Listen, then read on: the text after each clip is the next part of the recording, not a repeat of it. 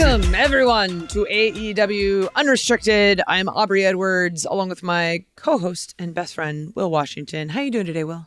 I'm doing great, Aubrey. This has been quite a great time in pro wrestling just this last month, going from Double or Nothing to Forbidden Door. Yes, oh my God, Forbidden Door is right around the corner.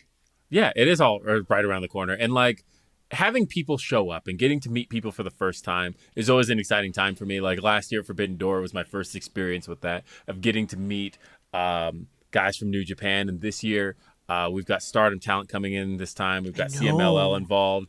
And so, like, you know, I got to meet Stephanie Vacker for the first time last week. Or not last week, but last month. And that was really cool. And just watching the way that this card is shaping up and coming together and seeing Forbidden Door kind of take on a new meaning. Like, it's all been really, really cool.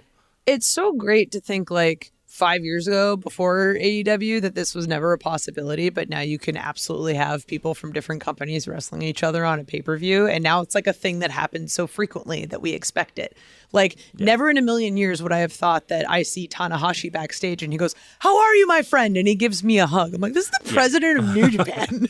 But like, we've gotten to meet multiple times because of this awesome association between New Japan, between AEW, this amazing pay-per-view that happens. It's just a great celebration of wrestling. And I'm so excited we get to go to New York. We actually have Rocky Romero coming on the podcast next week to help us preview the card as it comes up, because Rocky Romero has his fingers in friggin' everything in wrestling. Yes. Yeah, he does. I mean, like I said before, he's the sixth most powerful man in pro wrestling. Like, sixth, it's a thing. fifth, he might be up there. That's the thing Tony Khan says very often, and the fact that he has so many roles across the industry, having him on our side is definitely a very cool thing to have. So I look forward to talking with him next week. I work with Rocky a lot, so to bring him on this show is going to be really cool. But today is also really cool because this is being released on a day that we're taping Collision. I know. And so having just done Dynamite, the back-to-back days, I actually like the back-to-back days a lot. And I think today is actually a very fitting day to have the guest we have on. All right. So stop beating around the bush. Who's our guest today, Will? Well, Aubrey, we're joined by the one and only, I won't say one and only, he's half of the voices of Ring of Honor. He is Ian Riccaboni. Ian, thanks for being here on AEW Unrestricted. Oh, geez, thank you so much for having me. And what a day, right? Allentown tonight, as this is being released, my hometown. I can't wait. There's so much. I mean, AEW's going crazy. Forbidden Door, all in. But to me, the number one place in the world is getting AEW at the day that this is released. It's incredible. It's the timing of it couldn't work better. I remember, like, Stacy, our producer, sends in the calendar invite, and I was like, Ian Riccaboni. Okay, well, when is this release? Okay, 6/20. Oh, this could not be better. This is literally coming out the day that we're in Allentown, our homeboy's hometown. Like, this is fantastic, and I know how excited you are because I've seen, like, you've been doing some, like, marketing and promotion for Allentown. Like, oh yeah. What does it mean to you to have? Yeah, what does it mean to you to have AEW coming to Allentown? It's crazy. Allentown hasn't had a live wrestling broadcast ever, number one. They haven't had a taped cable broadcast ever. The last time that we had taped wrestling from Allentown was 1984. And now our sister city, Bethlehem, in the Lehigh Valley, has gotten all kinds of wrestling over the years. So it's a little disingenuous to say the region hasn't gotten any. But, you know, Allentown, Bethlehem, Easton, it makes up the Lehigh Valley. My beloved Iron Pigs. I'm wearing the special Fosnot hat today. There you go. Allentown specifically, though, has been kind of left in the cold. And it has such a rich wrestling history. Orville Brown, the first ever NWA world champion. I was going to say, is it... So, because I feel like the name Allentown, Pennsylvania is burned in my head for wrestling reasons. Is it really just because of Billy Kidman's entrance? Is that the only reason that, like... Well, it's Billy Kidman, the Nasty Boys. For 8 years, the WWF taped TV here and broadcast from here. From there, we've had 11 tag team championship changes in Allentown proper. We've had an infinite number of cards at the Allentown Fairgrounds over the years. And again, it dates back to 1938, as far as I know. So to have something come back to Allentown, where on the same street that 1938 card happened, like literally 2 blocks away, is incredible. There's such a rich wrestling history here, a rich fan base, and now fans don't have to drive to Philadelphia. They don't have to drive to New York City to go see something as high quality as AEW, something that's worth their time, money, and energy, something that's bringing some of the best wrestlers in the world, where the best wrestle right here to Allentown. And Allentown's going to be where the best wrestle. Oh, hell yeah. It's also going to be where some of our best commentators are commentating, right? Like, Well, that's true. I mean, I know Tony and Nigel are excited. I've made it clear that, hey, I'll be in Allentown that day if you need me. So, yeah, just as a hint. just as a hint.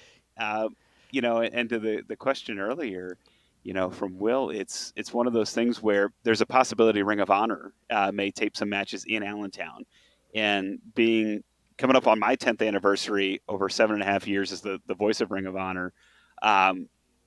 I never thought I'd see the day where Ring of Honor would come to Allentown. We came close in 2021 as the pandemic started to kind of slow down, as we started to get the vaccine.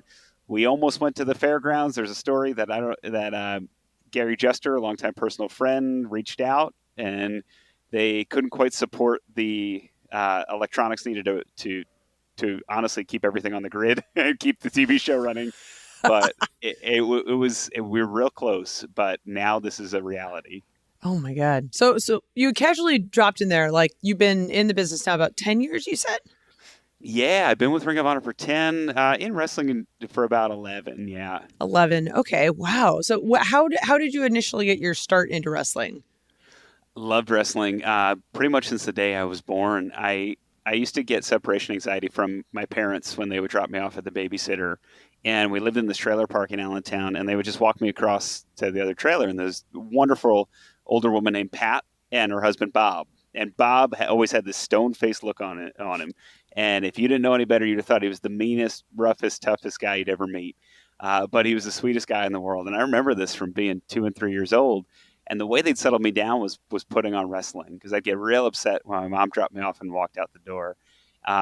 From there, we just started going to all kinds of events over the years. My mom would take me. She loved Ravishing Rick Rude, which my dad kind of looks like Rick Rude, so that explains something there.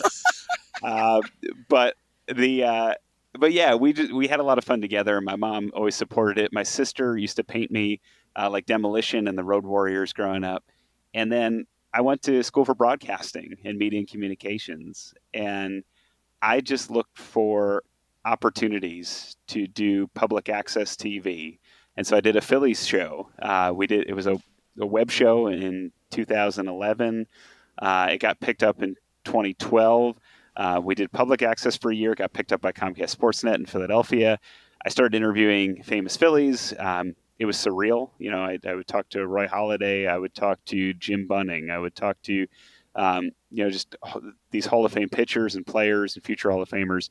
And then one day I said, well, what if I just interviewed famous Phillies fans? And the first one was Mark Summers, and it was super exciting. It was super cool. Oh my God. He's a huge Phillies fan, right? Because they taped Double Dare in Philadelphia when it first started. So I didn't know that. I had no idea. No, I would have assumed just like Orlando, like everything else from that time period. Yeah, so when they first started, I think it was 1986. The first place they taped it was the PBS studios in Philadelphia. And that was the syndicated version before it was on Nickelodeon, and then it got on Nick, and then it became more popular on Nick.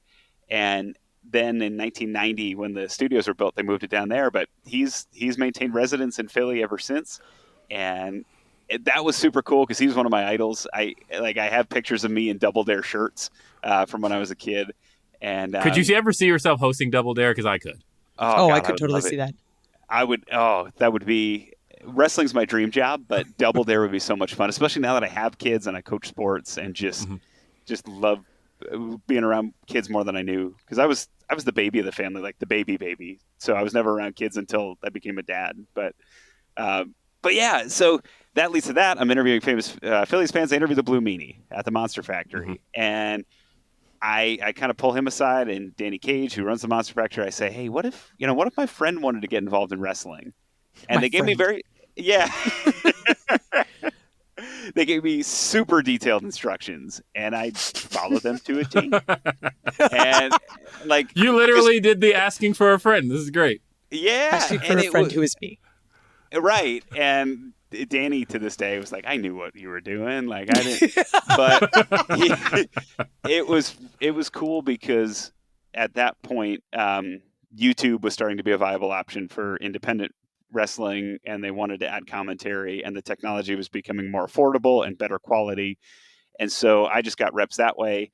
Fast forward to July 22nd, I'm down in Laurel, Delaware with Mark and Jay Briscoe, Future of Honor 2.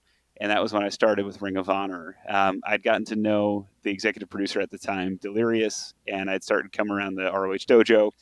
And just again, like, folks are willing to give you really good advice if you come in with an open mind. And I was very fortunate along the way to get a whole bunch of really good advice really quickly.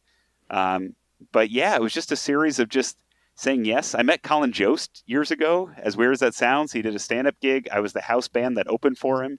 I played bass.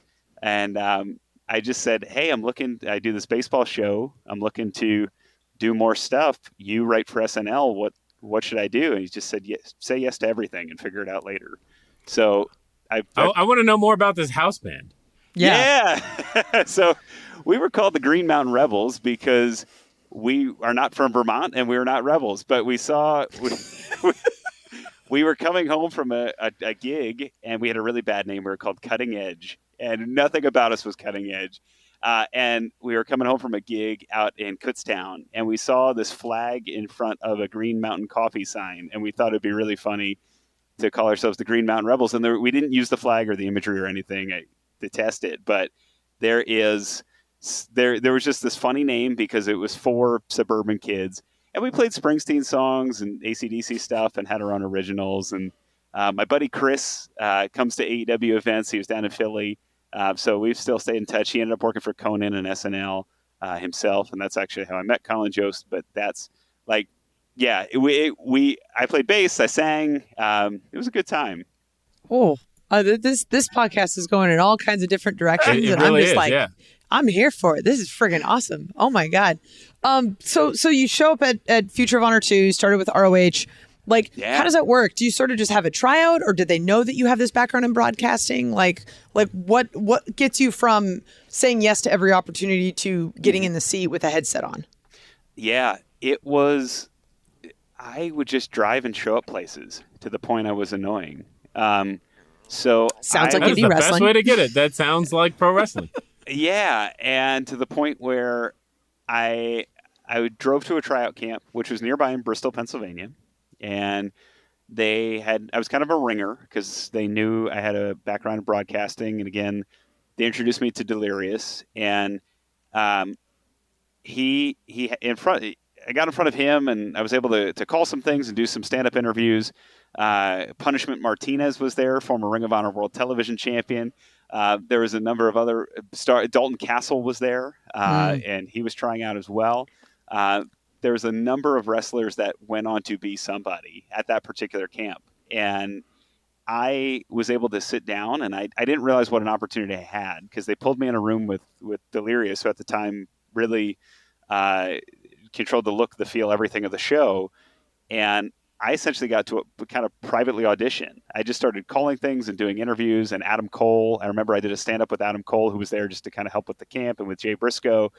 And it seemed to fit. And at the time, I was going to be the backstage interviewer and the backup play-by-play person. And I was going to start with Future of Honor. They were going to do they wanted to do what AEW Dark became, just never got the resources.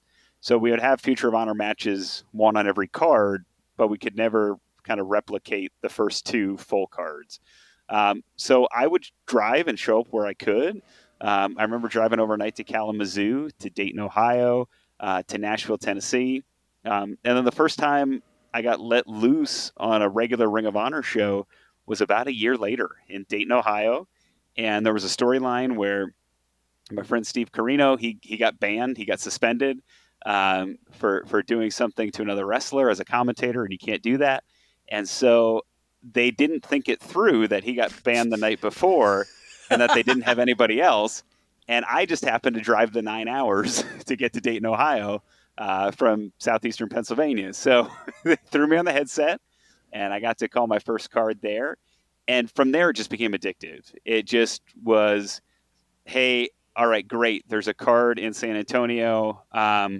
They told me if I show up, I get paid X amount of dollars. So I'm going to use frequent flyer miles, and I'm going to get to San Antonio. They took, there was a card in Florida. Well, great. My brother's down in Florida. I'm going to drive and go see him with my wife, and I'm going to happen to just pop into the Ring of Honor event while I'm there. And it was stuff like that until they couldn't kind of shake me loose. The team that we had, which included Nigel McGuinness, both departed at the end of 2016. And that's when I had an opportunity to step in. And I had a number of partners at first. I really did. I had everybody from Mark Briscoe to Silas Young, who's been on across eras of Ring of Honor. And then Colt Cobana was the best fit out of the gate. And then when Colt decided he wanted to wrestle again, I was blessed to have Caprice Coleman fall into my life. So, oh my God. Yeah, he and I have been together for 5 years now, which is just insane. And you guys continue to be such a money duo. And I want to talk a little bit about some of the experience you had with other commentators, particularly with Colt Cobana. We're going to talk about all of that when AEW Unrestricted continues. AEW Unrestricted. It's Aubrey and Will with our special guest, Ian Riccaboni. Ian, we were talking earlier today about, or earlier in the show we were talking earlier in the show about some of the partners you've had, of course, for the last 5 years. You've been with Caprice Coleman. In 2017, though, you talked about being paired with Colt Cobana, who hadn't made his return to wrestling yet and had kind of been a mainstay of Ring of Honor. So having him on commentary really made a whole lot of sense. And I think at that time period, he got to be almost because he was such a name people associated with Ring of Honor, he really brought a lot of the history of the company to the commentary table. Did you really feel like you got that experience with him being with Colt during that period? Yeah, and the best thing about Colt was he was a lot like my actual older brother Bill, where he wasn't afraid to call me out on my stuff. And Good. if there wasn't if I threw a joke and it didn't land, he would tell me. If I was trying to be too funny and wasn't serious enough, he would tell me. If I was being too serious and not lighthearted, he would tell me. And he just has a real great feel for wrestling, which is very apparent when he wrestles or does anything involved in wrestling. He is such a great person to break in with because he's not afraid to deliver that type of feedback in a very straightforward way that makes sense, but also doesn't make you feel horrible. And so I really enjoyed working with him. He's become a great friend. He was at my house a couple of days before my daughter was born. He flew in to record episodes of Ring of Honor in 2019 because they told me, hey, your wife is your wife's going to have your daughter any day now. We don't want you to miss it. Like, stay home. We're going to film these. We'll cut them up. We'll send, Colt will come to your house. And there was like a 50% chance Colt would have had to deliver our daughter Nora, and he was so good at everything else. I would have trusted him to do so. So yeah. He brought just energy, enthusiasm, gravitas. His first match in Ring of Honor was Final Battle 2002. So at that point, 15 years in to the company, and he knows all the styles, and he's a great analyst because he can point out when someone has borrowed something from a style or a technique, stuff that viewers, they might see a cool move, but they don't know where it comes from or how it's executed. And Colt really was great at pointing that out. I love that you're giving Colt Cobana all of his flowers because, like, as you're saying all of that, I'm just like, oh my God, I agree with all of this. Like, he's just so good at making whoever he is working with better. Like, I've had that experience with him as well, just being like a referee, and he's like an agent on a match in particular, and just kind of hearing how he delivers things, and his just understanding of wrestling is insane. And it's so great that you had the opportunity to sort of like come up with someone like that, sort of guiding you in that direction. I'm curious because anytime we talk to commentators, you guys have just this like crazy vantage point of what it is we do. You see it up close, you see it personal, but at the same time, you're enjoying the product, but you're also trying to get everyone else who's watching it to keep up with it and understand it and introduce all the storylines. Like, how do you approach commentary on a show? Like, what sort of preparation do you have? What sort of research do you do? Like, how do you bring the Ian Riccaboni spin onto the commentary role? Yeah, that's a great question. I kind of view it from a really selfish point, like what's in it for me? And what I mean by that is, if I was watching, what would I want to know? When I watch a broadcaster or watch the Phillies or watch the Iron Pigs or watch whoever, I think, well, geez, where did this guy come from? Or, wow, this is a massive hitting streak. What's the record? Or how is this player, pitched against this hitter? So I look for matchup details. I look for historic details, time of year details, event specific details. And I have those in my back pocket. And one of the things that Colt was really great at when working with Colt was, when I first started, I would just kind of vomit them out. Like, oh, he's 5-1 against this person and this, and this, and this, and this. Meanwhile, the match is halfway through, something interesting's happened and I've railroaded right through it. Colt was really great at kind of helping me understand the ebbs and flows and emotion. I try to approach it almost musically. I've played bass for a long time. I played viola and oboe growing up.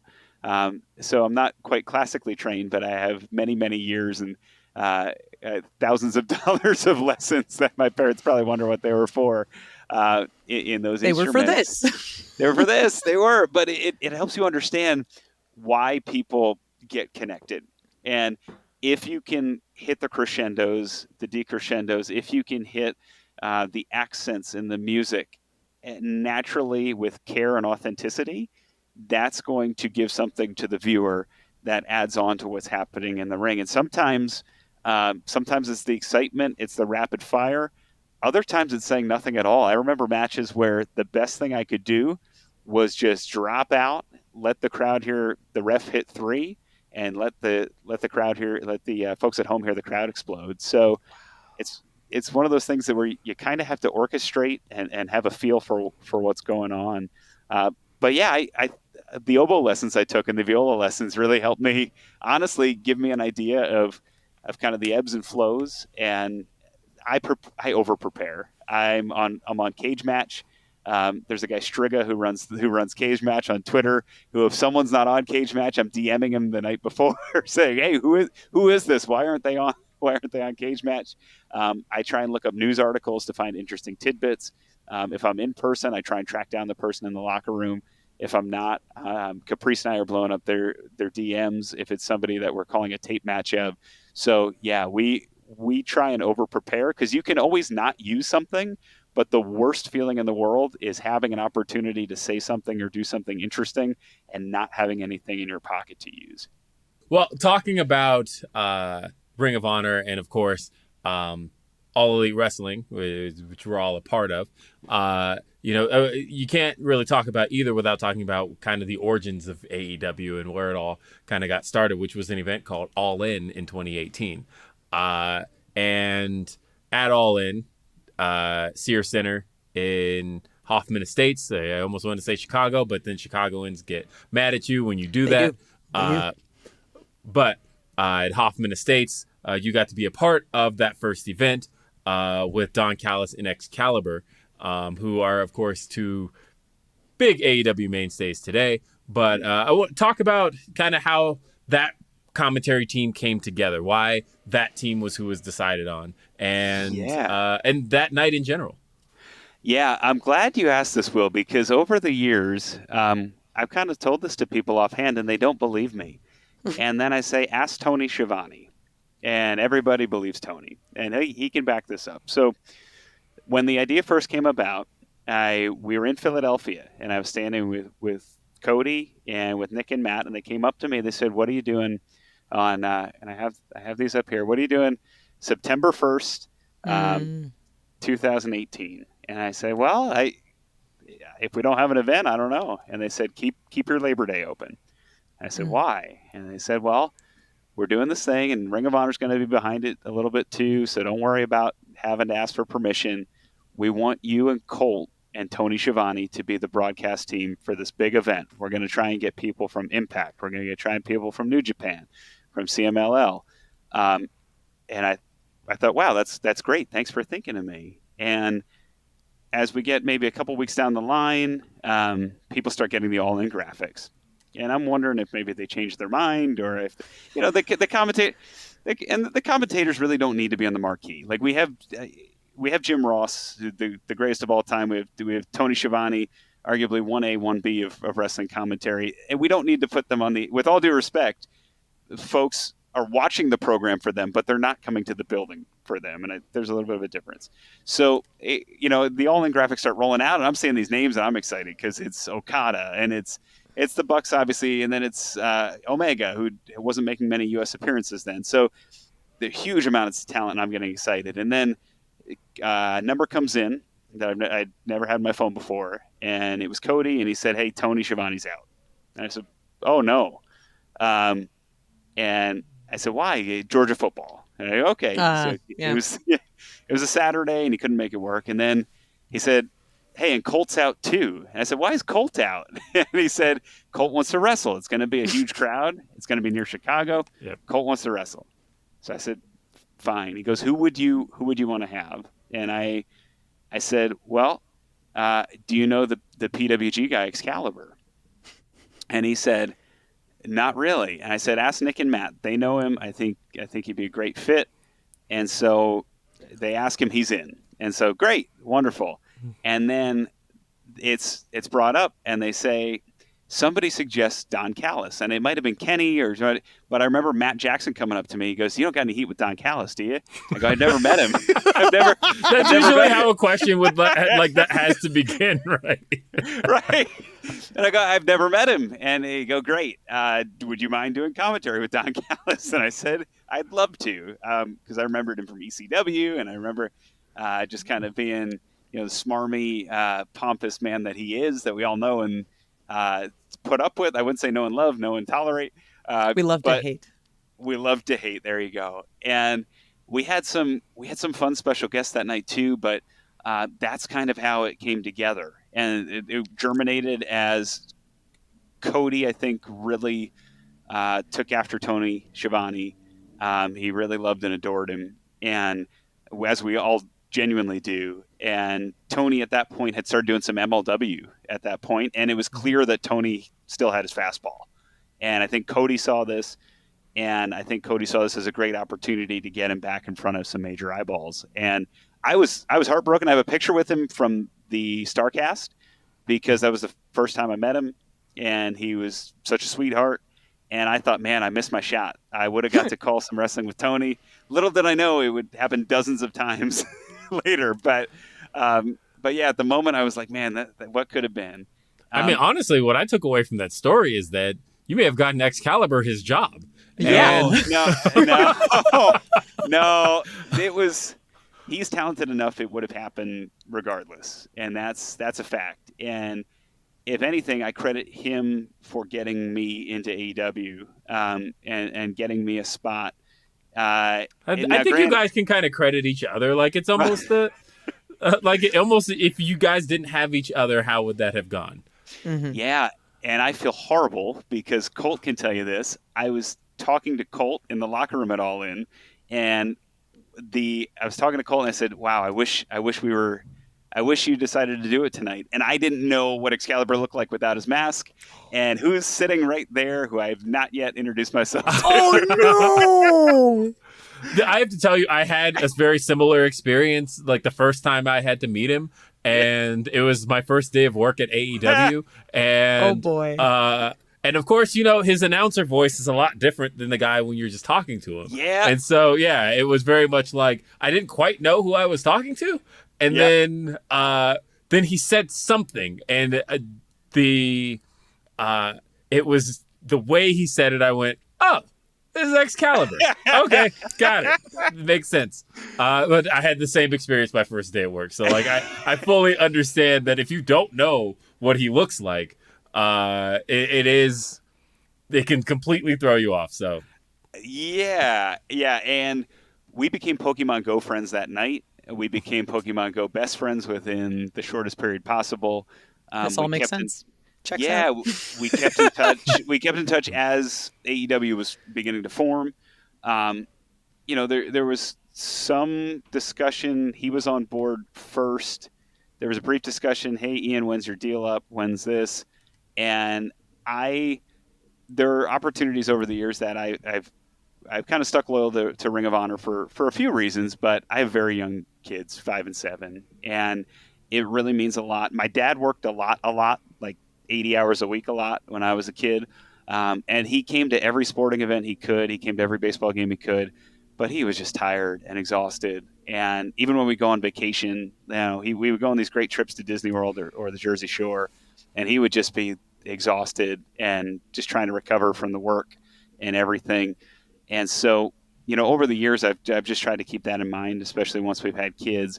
And there's part of me when AEW launched, I was kind of like, wow, like that could have been Excalibur and I and JR, or that could have been whomever. And I carried that with me. That was kind of unresolved for a while. And as All In was such a big success, and then it kind of leads into the formation of AEW, it took some time to figure that out. I would say the word jealous or confused, but the first Double or Nothing, I went outside and put together lawn furniture. And if you know anything about me, that was the least likely thing that I was going to do. But it was such an event where I knew everything had changed. And I should have picked up on the signals at All In when there was AAA and CMLL guys wrestling each other, and when there was Impact and Ring of Honor guys wrestling each other at the time. But it was kind of a moment of, okay, everything's different. Did I make the right decision? Did I? And the answer to me was yes. I'm here for my daughter. My daughter was just born in February. Yes, I'm here. Like right now, right place, right time. Like this for now is good, and I'm still living my dream as a wrestling announcer. But there was some kind of like weird kind of heartbreak as Ring of Honor stock had gone down. In the pandemic, we had higher TV ratings than we ever had syndicated wise. It was crazy. We could have no one in the arena, but more people than ever were watching us on the local affiliates. So it was just a strange 2 years. It was strange, but at the same time, like it's so great the way that it worked out, right? That you're here, your voice is still synonymous with Ring of Honor. We get the opportunity to see you from time to time on AEW broadcasts, and I'm just so thrilled that sort of your attitude of always say yes to everything, but also staying true to what you care about, like being a father that is there with his kids, which is extremely hard in this business. So you literally can have your cake and eat it too. The Ian Riccaboni story. That's the title of your future book. I'm so lucky. I haven't talked much to Tony, but he left us tickets. He left anybody that was interested could have gone to the Fulham game in Philadelphia when they had a friendly. And I remember talking to him about that, and I was just so thankful. My son, my daughter, my wife, we all came to the soccer game, and I've got to express my gratitude. Like, hey, a lot of other people would have just told me to take a hike and kind of hit the road, and you didn't, and I appreciate that, and I still get to be associated with this thing I love. I mean, I got ROH stuff all over my room here. I got all the new action figures. I just got the Vault Danhausen, like and I got the Blood and Guts Yuta, like I'm in. Like this is like, it's something that's kind of in my DNA, and I would have been heartbroken if that had to end. Life would have gone on, and I was ready, like at that Final Battle 2021 where it looked like that was it. Although I did find it suspicious, every AEW wrestler that had ties to ROH was allowed to send in a video, and it was very meticulously produced. I'll just say that. Not that my tin hat's not that my tin hat's on, but they were very well produced, and they were the top stars. So I'm just throwing that out there. Well, we've got a lot more to talk about here on AEW Unrestricted. We're here with Ian Riccaboni, and we're talking his run in ROH and his commentary career. We talked All In, and we're going to be talking much more when All Elite Wrestling Unrestricted continues. AEW Unrestricted it's Aubrey, it's Will, and it's Ian Riccaboni. And I want to start off with the story that requires a bit of an apology to one Ian Riccaboni. Oh boy. So where are we going with this? I had a segment I produced not that long ago. It was probably about 2 months ago on Dynamite. And it was the celebration of Willow Nightingale. And I was putting this segment together. It was this TBS title celebration. It was on April 24th, the April 24th edition of Dynamite. And the segment was going to be crashed by Mercedes Moné. And it was a fun segment to put together. And so a couple of nights before, I'm like working on all the details, working with Stokely on what he's going to say, and coming up with exactly what Willow's going to say and all of that, and how this segment's going to go. And then it hit me. And I go, oh, how can we do Willow's entrance without the rap? Like, we have to have the rap. Like, that's the only way this works. But I recognize I only have so much of a budget for this segment, and that if I ask to fly both Ian and Caprice into Dynamite, they'll probably like wring my neck for that.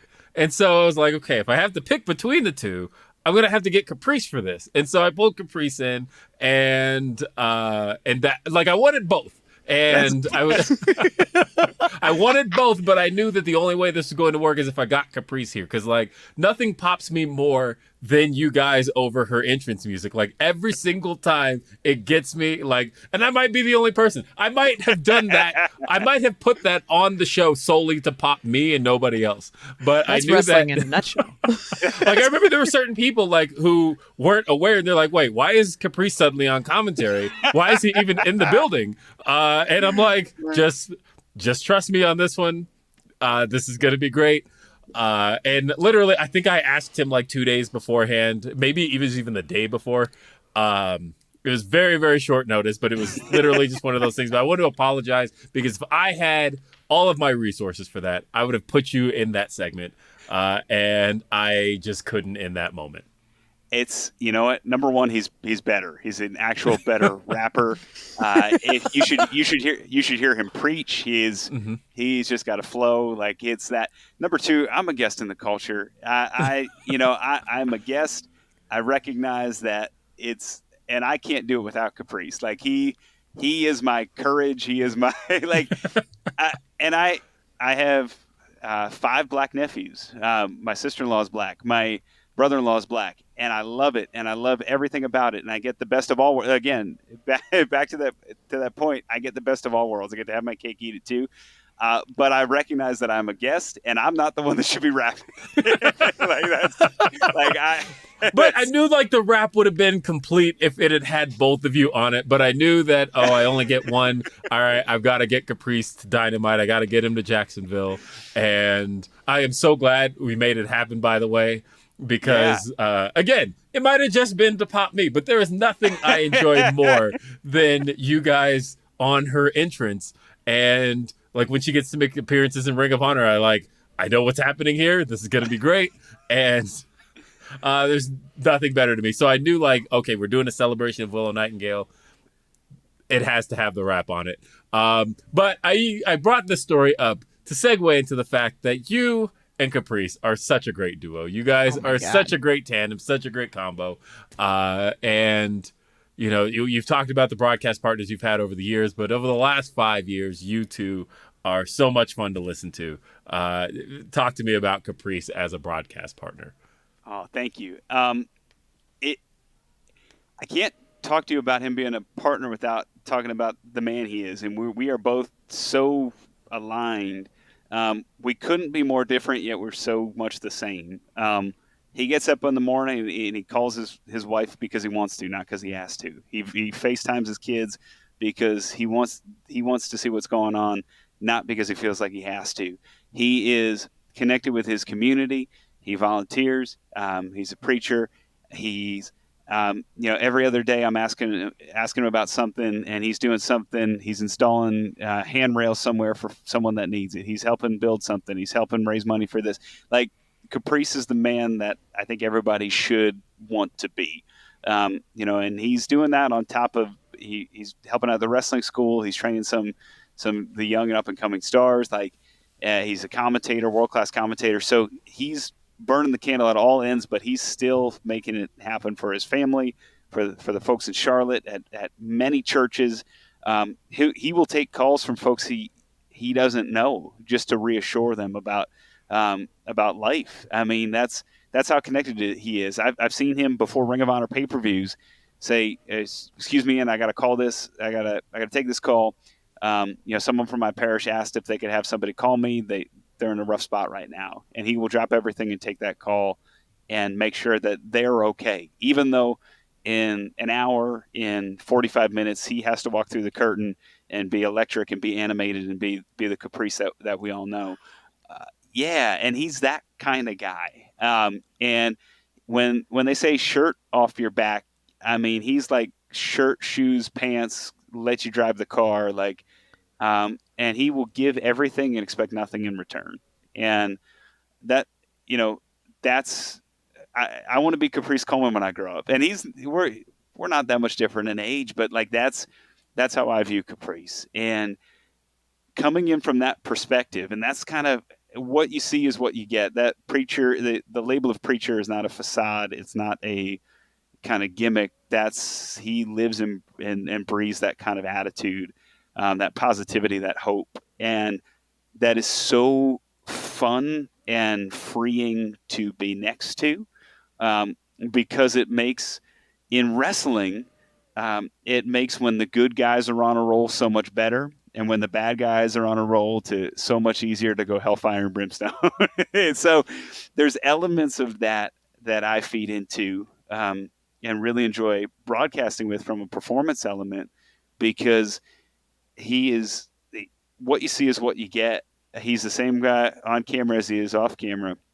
And there's certain things that he, like the Dalton Castle's entrance, I always make, when Dalton unfurls his jumpsuit and he takes it off, I go crazy, I hoot and holler, and then he kind of plays back, and there's stuff like that where, that's a little bit real. Like we're going back and forth, but but there's other times too where I'm legitimately in the dark when Jack Jameson starts saying stuff about low T and this guy. I'm thinking he's talking about some artist I've never heard of, but he's insulting the fans in Las Vegas.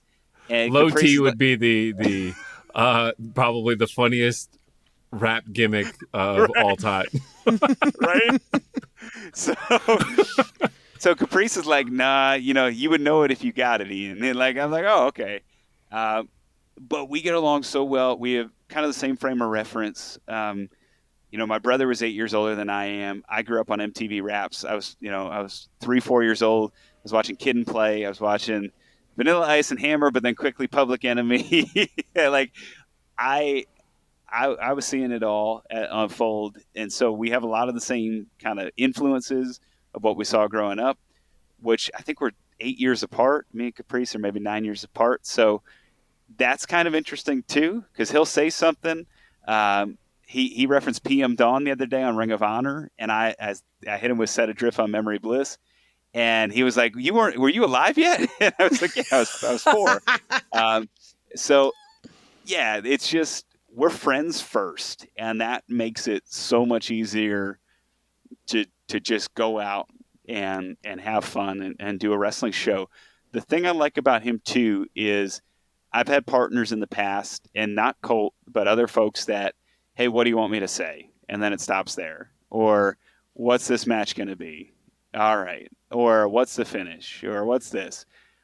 Nigel's not like that. Nigel's a super hardcore preparer. Nigel, Oh, yeah. if he doesn't know it, he looks it up. If he's thinking about quips to say, he'll write them down. And he's very much of that same, I can write 15 things down, and if I use one because I'm searching for something great, and if the other 14 I don't use, then I can see if I can fit them in again somewhere else. Caprice is very much, hey, did these folks wrestle before? Let's walk through that match. What'd they do? What led up to this? Can we call back something else? This was like a different match that happened 3 years ago. Is that too old? Is that too new? Is that relevant? And he's willing to have those conversations about every match. And I've commentated with some people that are just like, yeah, you know what? It's a match. It's the 10th time they're wrestling each other. Whatever. Like they're 5-4 or what, it's whatever. And then with Caprice, it's like, well, how did, he'll think back, well, how did he win that match? Or how did she win that match? All right. So, when they go for the figure four, get really hyped because that's how they won last time. And we'll talk through that. So we're on the same wavelength of, all right, look for the callbacks, look for the references, the energy. Remember how we got here. Remember what led up to it. And we have such great video editors at AEW and Ring of Honor that usually there's a package that'll lead up to it. But for some of the matches with more local talent on Ring of Honor, that can be tougher. So Caprice and I really dig into those. God, it's so great. I just love when you found like someone who is such a great teammate that like elevates you at the same way that you elevate them. But it's also great hearing sort of how you talk about Cole, because it's like, oh, there's a common denominator here. All right, I'm just gonna put it out here. I think I might know what it is. Regardless. So you've been a part of a lot of major moments in wrestling. We talk about All In 2018. You were also part of the broadcast crew for the G1 Supercard at Madison Square Garden in 2019, which was the first non-WWE wrestling event there since 1960. So that's crazy. One, what was that like? And two, are there any other like major moments in your mind that really stick out as like, this was freaking awesome? Yeah. That was wild. Over the years, I've become very good friends with Cary Silkin, who bought Ring of Honor in 2003, sold it in 2011. Cary never made a dime on Ring of Honor, and he ran it strictly on passion and love, and he ran a great ticket resale business over the years called Rave Review Tickets. He was great at predicting winners on Broadway, and that's how he made his fortune. That's how he would take that money and reinvest it. And he reinvested it into Samoa Joe, into Bryan Danielson, and all the wrestlers that we love from that Nigel and into that classic era. And so heading into Madison Square Garden, I'd gotten to know Cary quite well over the last couple of years before that. And he would tell me stories about going to see Bruno Sammartino at the old Garden. And then he would tell me about, well, Pedro Morales won the title. And then he'd see Pedro at the new Garden. And then it was Superstar Billy Graham and Bruno again. And then he, spinning the gate at the first WrestleMania. And so that's when you pay for one ticket, but you kind of tail the person behind you and you get two in for the price of one. And I said, well, where'd you sit? He goes, we just sat in the aisle. And he said, nobody kicked you out. He said, there were so many people that spun the gate that day, they couldn't keep people out of the aisles. And if you go back and watch that, you can actually see the stairwells are just full of people. The aisleways are just full of people. It's crazy. There was way more people than there should have been that day.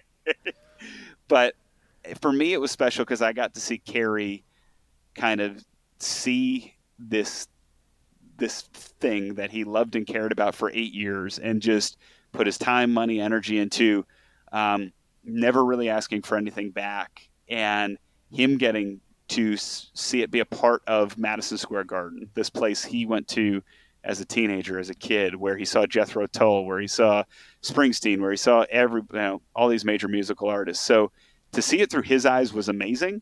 But it was also a place where when I went to college at NYU, I could never afford to go there. So it was one of these things where I went to one Knicks game because I got tickets through the college for $10, but that was it. And I just remember walking in that day. I was in the service elevator with Shane Taylor, and he and I were just talking. I said, this is pretty big, huh? He goes, yeah, let's go look at the ceiling, which is not your first instinct in most buildings, but the Garden is the place to do it, though. Yeah.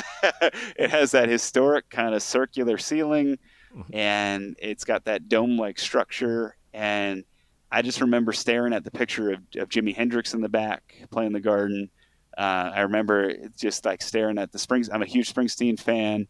I got my Dennis Wilson shirt. The Beach Boys have played there before. Like, so many folks that are so important to me, and memories that I've had with Cary, memories I've had with my parents. My dad playing Hendrix in the car when I was a kid, and getting into Springsteen when I was a teenager, and skipping school and going to the Stone Pony. Like that kind of stuff, that made it super special because you realize everything that you've worked for, those 8-hour drives to Dayton, those overnights from Kalamazoo, spending frequent flyer miles from, a job that you have to get to San Antonio, to get $100.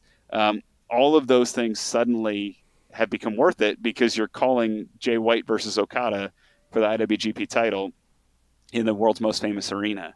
That was super awesome. Yeah, and that, on top of that, folks look at 2019 as kind of a year in transition for Ring of Honor. It's obviously when AEW started, but I had some of my favorite road trips in 2019. I got lost in the Smoky Mountains with Okamura from CMLL, and I didn't speak much Spanish.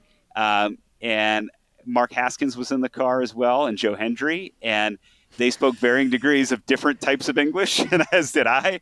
And Caprice was in the car as well, so we were all trying to communicate, and we all had different accents, and my Spanish was broken, and I remember Mark speaking a little Spanish, and it wasn't quite what Okamura spoke, and he just wanted to see the mountains because he'd never seen the Smoky Mountains before. We were driving from, I think, Atlanta to Nashville, and I remember a couple of trips. I remember a trip with the Briscoes when it was them, Colt, and I believe Jay Lethal, and we were driving. And, Jay wanted to see the Chattahoochee River, and we saw a sign for it. And so we pulled off, and we pulled off. We looked at it because we loved the Alan Jackson song. And I just remember Jay's laugh and enjoying that. And I remember coming back from Toronto. We had Summer Supercard later that year in August. Jay had a huge gash in his back after a ladder war, and it required stitches. But they were going to close the parking garage. They were literally going to physically lock our car in. And Jay was just like, "Hey, Rick, man, I'll put a shirt on, Rick. Don't worry about it." And he put on a shirt, and we drove back across the border. And he's this huge gash that required all kinds of stitches. But we had a great time. We went to the Denny's across the border in Buffalo. Somebody ordered spaghetti. I always accuse Chuck Taylor of doing it. But Sounds Chuck like a Chuck Taylor thing. It does, but Chuck wasn't with us at the time, so I have this razor-sharp memory, but I can't remember who ordered the spaghetti. And it was either Chuck or Juice Robinson, but Juice wasn't on that show, I don't think. So, from a wrestling standpoint, I think All In G1 Supercard are my favorite things, but I think from traveling around, I think those are some of my best memories. And as weird as it was, the bubble tapings for ROH, I got to know Caprice better than at any point. We were spending 12, 16 hours together some days because we were the only two people who were allowed to be around each other. So, oh my God, didn't even think about that, but yeah. Yeah. Wow, this has been an incredible conversation, Ian. Genuinely, we could probably talk to you for a few more hours if we had the ability to. But this is AEW Unrestricted, and time is what it is. But seriously, Ian, thank you for being here on AEW Unrestricted. You can, of course, catch new episodes of AEW Unrestricted right here on your favorite podcast feed. Every Thursday, we drop new video episodes every Monday on our YouTube channel. You can catch AEW Dynamite every Wednesday on TBS. We've got AEW Rampage every Friday on TNT. AEW Collision is every Saturday on TNT. And, of course, you can hear this man on Ring of Honor every Thursday. Watch ROH.com or in the Ring of Honor app. Thank you for being here with us, Ian. Oh, God, thank you so much for having me. And if you are in the Lehigh Valley, if you're anywhere near the Lehigh Valley, the PPL Center is the place to be. If you're listening to this on Thursday, June 20th, and we all know you are, come on out. Orange Cassidy, Wheeler Yuta, and myself at the Iron Pigs make a fool of ourselves by now. So come on out, support the effort, come out and support the Lehigh Valley. And it's going to be a heck of a night. It's going to be Collision, Rampage, and maybe, fingers crossed, a little bit of Ring of Honor. It would be a dream come true to call at least one ROH match. I'll say this: I'll come out of retirement. I'm 1-0. If I need to, I will wrestle in Allentown if needed, as long as the apron says Ring of Honor. I'll just so whatever it takes. I'm there. I'm there. Oh boy! Thank you so much, Ian. This is AEW Unrestricted. We'll see you next time, and have a great day. Peace.